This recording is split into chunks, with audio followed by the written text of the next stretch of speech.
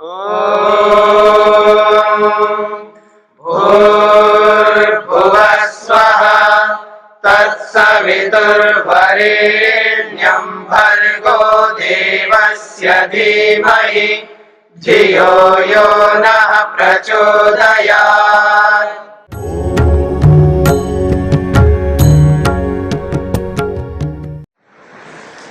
गुण परिणाम विशेषात नानात्वं बाह्य भेदाश्च। अब देखिए, गुण परिणाम विशेषात, गुणों का जो परिणाम हो रहा है, गुणों में जो परिवर्तन हो रहा है, वो परिवर्तन विशेष रूप से होने के कारण से नानात्वम, अलग अलग तत्व उत्पन्न हो रहे। देखिए, अहंकार एक ही चीज है। देखिए, छूट गए क्या? अच्छा जी जी जी, ठीक है। बुद्धिन्द्रियाणि चक्षु श्रोत्र घ्राण रसन त्वग आख्यानि।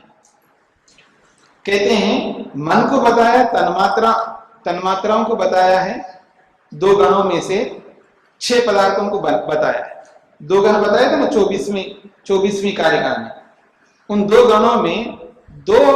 गणों में से एक मन और 5 तन्मात्राएं, यानी 6 तत्वों को बताया। बाकी बचे हैं 10 तत्वों को लेकर के बताया जा रहा है। बुद्धिन्द्रियाणि, बुद्धि का मतलब है ज्ञान, बुद्धिन्द्रियाणि का मतलब ज्ञानेन्द्रियां। कैसी हो ज्ञानेन्द्रियां? चक्षु आंख के रूप में है, श्रोत्र कान के रूप में है, घ्राण नासिका के रूप में है, नाक के रूप में, रसना जीवा के रूप में है, और त्वग त्वचा के रूप में। ये सब बुद्धिन्द्रिय हैं, यानी ज्ञानेन्द्रियां। फिर कहा वाक पाणी पाद पायु उपस्थानी कर्मेंद्रियाणि आहु। और वाक वाणी, पाणी हाथ, पाद पांव, पायु गुदा इंद्री, और उपस्थ मूत्रेंद्रिय। ये 5 कर्मेंद्रियां हैं। इनको 5 कर्मेंद्रियों के रूप में कहा जाता है। फिर कहा है उभयात्मकम अत्र मनः संकल्पकम इंद्रियश्च साध्यर्म्या। उभयात्मकम अत्र मनः, ये जो मन है ये उभयात्मकम है, दोनों स्वरूपों वाला है। दोनों स्वरूपों वाला का मतलब है जब ज्ञानेंद्रियों के साथ जुड़ता है तो वो ज्ञानेंद्रियों की तरह काम करता है, ठीक है जी। जब कर्मेंद्रियों के साथ जुड़ता है तो कर्मेंद्रियों की तरह करता है। यानी मन जो है जब ज्ञानेंद्रियों के साथ जुड़ता है तो क्या कर रहा है? वो ज्ञान प्राप्त कराने का साधन बन रहा है, तो वो बुद्धिन्द्रिय कहलाता है, यानी ज्ञानेन्द्रिय कहलाता है। जब वो कर्मेंद्रियों के साथ जुड़ता है मन, तब वो कर्मेंद्रिय कहलाता है, यानी कर्म करने वाला। तो मन कर्म करने वाला भी बनता है और मन ज्ञान प्राप्त कराने वाला भी बनता है। दोनों स्वरूप उसके अंदर है। ज्ञानेंद्रिय केवल ज्ञान प्राप्त करती है, कर्म नहीं कर सकती, ठीक है। ज्ञानेंद्रिय केवल ज्ञान प्राप्त कर सकती है, कर्म नहीं कर सकती। और कर्मेंद्रिय केवल कर्म कर सकती हैं, ज्ञान प्राप्त नहीं करा सकती है। लेकिन मन कैसा है? उभयात्मकम, वो दोनों स्वरूपों वाला है। अत्र मनः, यहां इन इंद्रियों में जो मन है वो कैसा है? उभयात्मकम, वो दोनों स्वरूपों वाला है। तो क्या है उसके 2 स्वरूप? जब वो ज्ञानेंद्रियों के साथ जुड़ता है मन, तो वो ज्ञानेंद्रिय बन जाता है, क्योंकि ज्ञान प्राप्त करवा रहा है, ज्ञान प्राप्त करता भी है। और जब कर्मेंद्रियों के साथ जुड़ता है तो कर्मेंद्रिय बन जाता है, क्योंकि वो कर्म करता है। ये तो आपको पता है ना, कर्म 3 प्रकार से करते हैं। शरीर से करते हैं, वाणी से करते हैं और मन से करते हैं। तो मन से कब करेंगे? जब वो कर्मेंद्रिय बन जाए। ये बात समझ में आ गया? मन से तभी कर्म करोगे ना जब वो कर्मेंद्रिय बन जाए। इसका मतलब मन कर्मेंद्रिय भी है, कर्म करने का साधन भी है, इसलिए वो कर्मेंद्रिय भी है। और मन ज्ञानेंद्रिय भी है, क्योंकि ज्ञान प्राप्त कराता है। तो इसलिए उभयात्मकम, वो दोनों स्वरूपों वाला है। यानी ज्ञानेंद्रिय भी कहो उसको या कर्मेंद्रिय भी कहो, दोनों कह सकते हैं। और क्या करता है मन? संकल्पकम, संकल्प करता है। संकल्प करना मन का एक प्रमुख स्वभाव है। समझते हैं संकल्प करने का मतलब क्या हुआ? संकल्प करने का मतलब इच्छा करता है। मन जो है संकल्प करने का मतलब है वो इच्छा करता है, जानने की इच्छा करता है, करने की इच्छा करता है। संकल्प दो प्रकार के उसके, एक तो जानने का संकल्प और एक कर्म करने का संकल्प। ठीक है, तो संकल्पकम वो संकल्प करने वाला है। इंद्रियम च, और इंद्रिय तो है ही वो, और इंद्रियों के साथ में साधर्म्य, साधर्म्य है वो। साधर्म्य मतलब समानता है, ज्ञानेन्द्रियों के साथ में भी और कर्मेंद्रियों के साथ में भी साधर्म्य। साधर्म्य मतलब समान धर्म होने से। आप मनुष्य हो ना, या नहीं? मनुष्य है ना, मैं कौन हूं? मैं भी मनुष्य हूं। आप में और मेरे में समानता है, इसको कहते हैं साधर्म्य। आप भी मनुष्य, मैं भी मनुष्य, हमारे दोनों में समानता है, इसको कहते हैं साधर्म्य। ठीक है जी। अब वैधर्म्य का मतलब है विपरीतता है। देखिएगा, आप स्त्री है और मैं पुरुष हूं, ये वैधर्म्य है, असमानता है। बात समझ में आ रहा है? ये असमानता है कि आप स्त्री है मैं पुरुष हूं, ये असमानता। तो असमानता को वैधर्म्य कहते हैं। वैधर्म्य मतलब विपरीत धर्म, जिसमें उसको वैधर्म्य कहते हैं। आप में भी विपरीत धर्म है, मुझ में भी विपरीत, मेरे से विपरीत धर्म आप में, आपसे विपरीत धर्म मुझ में, इसको वैधर्म्य कहते हैं। और समानता क्या है? आप भी मनुष्य है, मैं भी मनुष्य हूं, तो ये समानता है। तो समान धर्म जहां पर हो उसको साधर्म्य कहते हैं, और विपरीत धर्म जहां पर हो वो वैधर्म्य कहते हैं। तो मन के अंदर साधर्म्यता है। साधर्म्यात् इंद्रियम च, साधर्म्य के कारण से वो इंद्रिय है। अब क्या साधर्म्य है उसके अंदर? ज्ञानेन्द्रियों के समानता, ज्ञानेन्द्रियों के समान भी है, ठीक है जी, साधर्म्य है। और कर्मेंद्रियों के समान भी है, इसलिए साधर्म्य है। इसलिए साधर्म्य से वो इंद्रिय भी कहलाता है मन। समानता के कारण से मन को इंद्रिय कहा जाता है। ये बात स्पष्ट हो गई? चलें, अब कहते हैं गुण परिणाम विशेषा नानात्वम बाह्य भेदाश्च। एक बहुत बड़ी बात कही जा रही है, इसको समझना है। क्या विचित्रता है, देखिए, एक अहंकार से गुण परिणाम, गुणों में परिणाम हुआ है, यानी अहंकार में बदलाव हुआ है। अहंकार के अंदर बदलाव आने के कारण से नानात्वम, देखिए 16 प्रकार के तत्व बन गए, नाना प्रकार के तत्व बन गए एक अहंकार से। अहंकार तो एक है, उसका स्वरूप एक ही, देखिएगा अहंकार का स्वरूप जैसा है जैसा है। एक अहंकार नामक तत्व से नानात्वम 16 प्रकार के भिन्न भिन्न प्रकार के तत्व बन गए। देखिए, मन का बिल्कुल अलग स्वरूप बना अहंकार से, नेत्रेंद्र का बिल्कुल अलग स्वरूप बना अहंकार से, श्रोत्रेंद्रिय का बिल्कुल अलग स्वरूप बना अहंकार से। ऐसे 10 इंद्रियां अलग अलग प्रकार से बने, कोई एक दूसरे से मिलती जुलती नहीं है। 10 इंद्रियां बनी है अहंकार से। तो कह रहे हैं गुण परिणाम विशेषा, गुणों में जो परिणाम होता है, गुणों में जो बदलाव होता है, परिवर्तन होता है, ये सारा का सारा खेल किसका है? परिणाम का। गुणों में जो परिवर्तन है, उस परिवर्तन, अलग प्रकार के परिवर्तन से मन, अलग प्रकार के परिवर्तन से ज्ञानेन्द्रियां, अलग प्रकार के परिवर्तन से कर्मेंद्रियां। तो गुणों के परिणाम विशेष से नाना तत्व, नाना प्रकार के तत्व बने। और बाह्य भेदाश्च, और देखिएगा भेद भी अलग है उनका।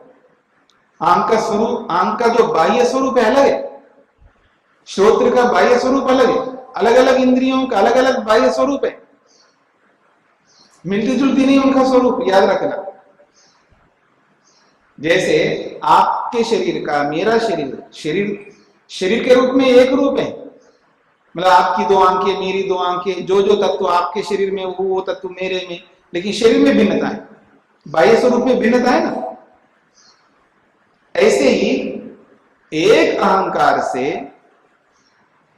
ये 16 प्रकार के तत्व बन गए। फिर बाह्य भेदा, और उनके भेद भी अलग अलग है। मतलब 16 पदार्थों का अलग ही स्वरूप है, बाह्य स्वरूप। समझ रहे हैं बाह्य स्वरूप का मतलब? बाहर का ढांचा, जैसे शरीर का बाहर का ढांचा जो है ना अलग है ना आपका। आप गोरे हो, मैं सांवला हूं, कोई काला है, कोई नाटा है, कोई लंबा है, ठीक है ना। आंखें तो सबके दो दो हैं। आप में से किसी की 3 आंखें हैं क्या? 3 कान है क्या? 2 नाक है क्या? हाँ? 2 हाथ है तो आपके 4 हाथ हैं क्या? मेरे 2 पांव है तो आपके 3 पांव है क्या? एक ही स्वरूप है ना, अंदर का स्वरूप एक जैसा है, लेकिन बाहर का ढांचा अलग है। तो कहते हैं बाह्य भेद है। इन 16 प्रकार के तत्वों में जो बाह्य स्वरूप है वो भी अलग अलग है। एक अहंकार नामक तत्व से 16 तत्व अलग अलग प्रकार के बने। एक तत्व दूसरे तत्व से बिल्कुल नहीं मिलता, आंतरिक रूप से भी, और बाह्य भेदार्थ और बाह्य स्वरूप भी नहीं मिलते, सब अलग अलग है। यही गुणों के परिणाम में विशेषता है।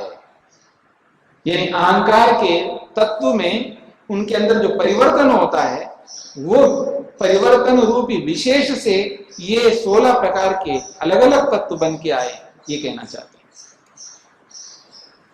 पकड़ में आ रहे हैं? जैसे मिट्टी है, मिट्टी से कुम्हार जो है ना घड़ा भी बनाता है, सुराही भी बनाता है, और वो दीपक भी बनाता है, ऐसे बहुत सारे तत्व बनाते हैं। मिट्टी तो एक ही है, एक मिट्टी से कितने प्रकार के पदार्थ बनाते हैं। आप कमाल के हो, एक ही आटा से आप कितने प्रकार की चीजें बनाते हो, रोटी बनाते हो, पराठा बनाते हो, बाटी बनाते हो, हाँ पता नहीं क्या क्या बनाते हो, दुनिया भर की चीजें बनाते हो, एक ही आटा वही है। जब आपके अंदर इतनी कौशलता है, इतनी कुशलता है, आदमी होकर के आप इतने प्रकार बना सकते हो, तो भगवान को बनाने में क्या है? ठीक है। तो कह रहे हैं गुण परिणाम विशेषात, गुणों के अंदर जो परिणाम होता है, यही तो आपका क्या आज क्या है आपका? तो आटे को ऐसे ऐसे करके तो बाटी बना देते हो, आटे को ऐसे ऐसे करके जो है उसमें परिवर्तन करते हो ना, परिणाम देते हो, परिणाम से रोटी बनाते हो, परिणाम से उसको वो क्या कहते हैं पराठा बनाते हो, परिणाम से कोई पापड़ बना देते हो, अरे पता नहीं क्या क्या बनाते हो।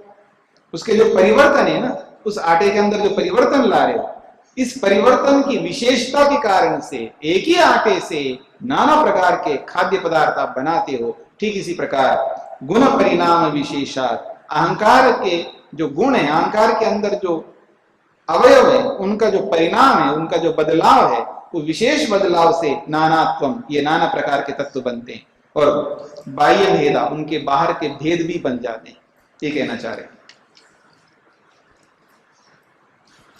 शब्दादिषु पंचानाम आलोचना मात्रम इष्यते वृत्ति ही। अब कहते हैं शब्दादिषु, शब्दादियों में, ये विषय है ना शब्दादि, यानी रूप, रस, गंध, स्पर्श और शब्द, इन 5 शब्दादियों में पंचानाम इंद्रियानाम, 5 इंद्रियों का आलोचनम, आलोचनम ज्ञानम, अनुभवम अनुभूति, मात्रम इष्यते, उनका अनुभव करना इष्ट है। वो जो अनुभव करना है इन 5 विषयों में, 5 इंद्रियों का, यही वृत्ति है, यही व्यापार है। वृत्ति का मतलब व्यापार। इंद्रियों का, पंचानाम ज्ञानेन्द्रियानाम, 5 ज्ञानेन्द्रियों का जो आलोचनम है, आलोचनम का मतलब है अनुभव करना, शब्द का अनुभव करना, अनुभूति करना, शब्द का ज्ञान करना, ये क्या है? वृत्ति है, व्यापार है। और वचन, आदान, विहरण, उत्सर्ग, आनंदश्च पंचानाम कर्मेंद्रियानाम, और 5 कर्मेंद्रियों की क्या वृत्ति है? वचन बोलना, वचन का मतलब बोलना, आदान लेना या देना, और विहरण चलना, और उत्सर्ग कुछ त्याग करना, मलमूत्र आदि का त्याग करना, और आनंदश्च और आनंद लेना, ये 5 कर्मेंद्रियों का व्यापार है, 5 कर्मेंद्रियों की ये वृत्ति है। तो 2 प्रकार की वृत्ति हो गई। दो प्रकार की वृत्ति हो गई ना, स्पष्ट हो गई? हाँ, माइक लीजिएगा।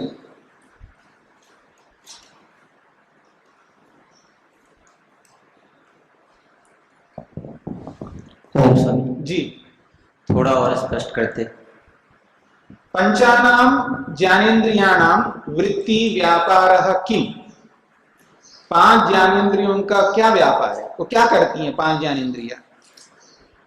तो कहते हैं शब्दादिशु रूप रस गंध स्पर्श शब्द, इन पांचों विषयों में आलोचनम, उनका ज्ञान करती हैं, उनकी जानकार, आलोचना मतलब उनकी अनुभूति करती है।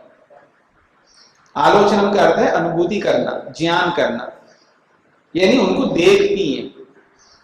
आलोचना का मतलब है देखती हैं उनको, मतलब नेत्रेंद्रिय जो है रूप को देखती है, रूप को देखना ही नेत्रेंद्रिय की वृत्ति है, व्यापार है, ठीक है। अब वो देखना क्या है? अनुभव करना, अनुभूति करना, ज्ञान करना। ये एक एक इंद्रिय जो है एक एक विषय को देखती है, तो ये इस देखने को आलोचनम शब्द से कहा, ठीक है। ऐसे ही पंचानाम कर्मेंद्रियाणाम, इन पांच कर्मेंद्रियों का जो व्यापार है, वृत्ति है, वो क्या है? बोलना है, लेना देना है, चलना है, कुछ त्याग करना है और आनंद लेना है। ये पांच कर्मेंद्रियों का व्यापार है, उनकी वृत्ति है, ठीक है। अब कहते हैं स्वालक्षण्यम वृत्तित्रयस्य सैषा भवति असामान्या, सामान्यकरण वृत्ति प्राणाद्या वायवः पंच। अब कहते हैं स्वालक्षण्यम वृत्ति ही त्रयस्य, त्रयस्य ऊपर जो तीन प्रकार के तत्वों की चर्चा की है, एक महतत्व रूपी बुद्धि का, एक अहंकार का और एक मन का। त्रयस्य बुद्धि अहंकार मनसः, बुद्धि अहंकार और मन, इन तीनों का स्वलक्षण्यम वृत्ति, अपने अपने लक्षण के अनुसार उनकी वृत्ति, उनका व्यापार होता है। देखिए 28वें सूत्र में 10 इंद्रियों के व्यापार को बताया ना, 28वीं कारिका में 10 इंद्रियों का व्यापार, उसकी वृत्ति बताई। अब बुद्धि का, अहंकार का और मन का, इसका भी व्यापार यहां संकेत कर रहे हैं। स्वलक्षण्यम वृत्ति ही त्रयस्य, त्रयस्य बुद्धि अहंकार मनसः, बुद्धि अहंकार मन रूपी इन तीनों का वृत्ति, क्या वृत्ति है? स्वलक्षण्यम, उनका जैसा जैसा लक्षण है उसी उसी के रूप में उनकी वृत्ति है। कैसा लक्षण है? अध्यवसायो बुद्धि, निर्णय करना बुद्धि का कार्य है, तो बुद्धि की क्या वृत्ति है? निर्णय करना रूपी व्यापार ही बुद्धि की वृत्ति, बुद्धि का व्यापार है।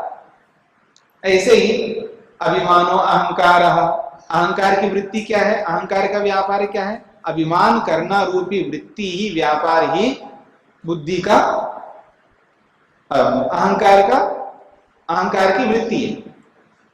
ऐसे मन का व्यापार क्या है? संकल्पम, संकल्प करना मन का व्यापार है। तो त्रयस्य स्वलाक्षण्यम वृत्ति ही, तीनों पदार्थों का अपने अपने लक्षणों के आधार पर उनकी वृत्तियां होती है। सा एषा, वो ये जो वृत्ति है, भवति असामान्य, वो जो उन तीनों की जो वृत्ति हो रही है वो असामान्य है, यानी तीनों के अलग अलग है तो विशेष है ना, असामान्य का मतलब विशेष है। जो बुद्धि का व्यापार है वो अहंकार के व्यापार से विशेष है, और अहंकार का जो व्यापार है वो बुद्धि के व्यापार से विशेष है। इन दोनों व्यापारों का मन के व्यापार से विशेष है और मन के व्यापार उन दोनों से विशेष है। तो इसलिए स एषा भवति असामान्य, वह जो वृत्ति है तीनों की असामान्य है, यानी विशेष वृत्ति है, तीनों के अपने अपने अलग विशेष वृत्ति है। और सामान्य करण वृत्ति प्राणाद्या वायवा पंचा, प्राणाद्या वायवा, प्राण आदि जो 5 वायुएं हैं, प्राण, अपान, व्यान, उदान, समान, ये 5 प्रकार के प्राण। हमारे शरीर के अंदर 5 प्राण है, प्राण, अपान, उदान, व्यान और समान। इन पांचों भेदों से जो 5 प्रकार की वायु हैं, इनका सामान्य करण वृत्ति, ये सामान्य स्वरूप से इनका व्यापार है, सबके साथ एक जैसा इनका व्यापार है। यानी बुद्धि के साथ भी वैसा ही है, अहंकार के साथ भी वैसा ही है, और मन के साथ भी वैसा ही है, और 10 इंद्रियों के साथ भी वैसा ही। क्योंकि प्राण जो है, प्राण जैसे हैं, 5 प्राण जैसे हैं, 5 प्राण सहयोग प्रदान करते हैं इन साधनों के लिए, बुद्धि के लिए, अहंकार के लिए और मन के लिए, और 5 ज्ञानेंद्रियों के लिए, 5 कर्मेंद्रियों के लिए, और 5 तन्मात्राओं के लिए भी। यानी इन सब के लिए प्राणादि ये 5 वायुएं हैं, ये सामान्य करण वृत्ति, समान रूप से इनका व्यापार है सबके साथ। सामान्य करण वृत्ति का मतलब सामान्य व्यापार है समस्त उपकरणों के लिए। तो सामान्य वृत्ति का मतलब है सामान्य साधन बनते हैं, सामान्य व्यापार है। प्राण जो है, बिना प्राण के बुद्धि काम नहीं कर सकती, प्राण का होना आवश्यक है, क्योंकि पूरे शरीर में प्राण संचार होता है, पूरे शरीर में प्राण विद्यमान रहता है। उस प्राण के बिना बुद्धि काम नहीं कर सकती, उस प्राण के बिना अहंकार काम नहीं कर सकता, उस प्राण के बिना मन काम नहीं कर सकता। इतना ही नहीं, उस प्राण के बिना 5 ज्ञानेंद्रियां काम नहीं कर सकती, प्राण के बिना 5 कर्मेंद्रियां काम नहीं कर सकती है। तो इन सभी साधनों के लिए प्राण कैसे बन रहा है? सामान्य व्यापार वाला बन रहा है, सबके लिए एक समान व्यापार करता है प्राण, अलग अलग व्यापार नहीं करता। इसलिए कहते हैं सामान्य करण वृत्ति, यानी सामान्य रूप से प्रवृत्त होता है ये प्राण, प्राण आदि 5 वायु सबके लिए। ये बात पकड़ में आ गई? इसलिए उपनिषदों में आए ना, कौन बड़ा है कौन छोटा है, इस चर्चा में प्राण आदि ये 5 उन्होंने कहा हम सबसे बड़े हैं। उन लोगों को समझ में नहीं आए। समझ में कब आएगा? जब वो नहीं रहेंगे तब समझ में आएंगे। तो इसलिए हम कहते ठीक है, हम जाते हैं शरीर से, फिर करना, आप निर्णय करते रहना, मैं हूं बोलते रहना, संकल्प करते रहना, देखते रहना, कैसे देखते हो मैं भी देख लूंगा। तो प्राण ने कहा चलते, जैसे ही चलने की तैयारी करते ही घबरा गए, अभी निकले भी नहीं, चलने की तैयारी कर रहा है प्राण, मतलब अपना बोरी बिस्तर बांध लिया उसने, हाँ कपड़े लत्ते बांध लिया, अब चल पड़ता हूं मैं। तो जैसे चलने लगा वैसे घबराने लगे, और फिर बाहर निकल गया प्राण, बाहर ही निकल गया। फिर तो कहना ही क्या, फिर हाथ जोड़े, भाई मत जाओ, आ जाओ आ जाओ, ठीक है ना। तो वही स्थिति है। तो प्राण के सहयोग के बिना, 5 वायुओं के सहयोग के बिना ये कोई कुछ नहीं कर सकते, ये सबके लिए समान रूप से सहयोग करते हैं। इसलिए कि सामान्य करण वृत्ति प्राणाद्य वायव पंचा, समान रूप से व्यापार करने वाले ये 5 प्राण हैं समस्त इंद्रियों के लिए। ठीक है, आगे बढ़िए।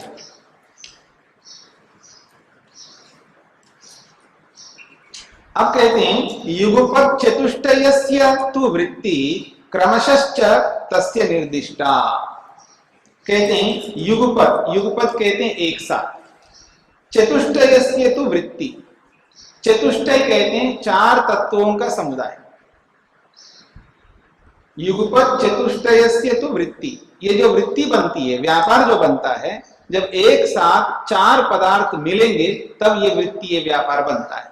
बिना इन 4 पदार्थों के मिले कोई भी व्यापार हमारे जीवन में नहीं हो सकता, कोई भी वृत्ति नहीं बन सकती। वृत्ति बनने के पीछे इन चारों का मिलना जरूरी है। तो कहते हैं युगपत चतुष्टयस्य वृत्ति क्रमशश्च तस्य निर्दिष्टा, वो भी क्रम से निर्देश किया उसका। तस्य चतुष्टयस्य क्रमः निर्दिष्टा अस्ति, क्रम से उसका निर्देश भी किया है। कैसे? देखिएगा, बुद्धि सबसे पहले बुद्धि निर्णय करती है कि मैं पढ़ूं या ना पढ़ूं। जाऊं या ना जाऊं, बोलूं या ना बोलूं, देखूं या ना देखूं, बुद्धि निर्णय करेगी ना। तो बुद्धि को निर्णय करने के लिए पहले तैयार होना पड़ेगा, और बुद्धि के निर्णय करते ही अहंकार कहता हाँ अब मैं करना, मैं करने वाला हूं, मैं करूंगा। तो अहंकार तब निर्णय करता है, यानी अहंकार तब अनुभव करता हाँ मैं करने वाला हूं, अब मैं कुछ करने जा रहा हूं, ये अनुभव अहंकार करता है। और संकल्प करता है, इच्छा करता है मन, ठीक है ना।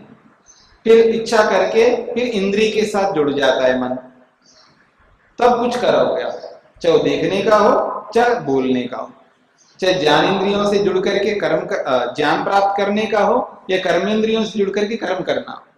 तो जब मेरे को आपको देखना है तो वहां एक तो नेत्रेंद्रिय है और एक मन है, एक अहंकार है और एक बुद्धि है।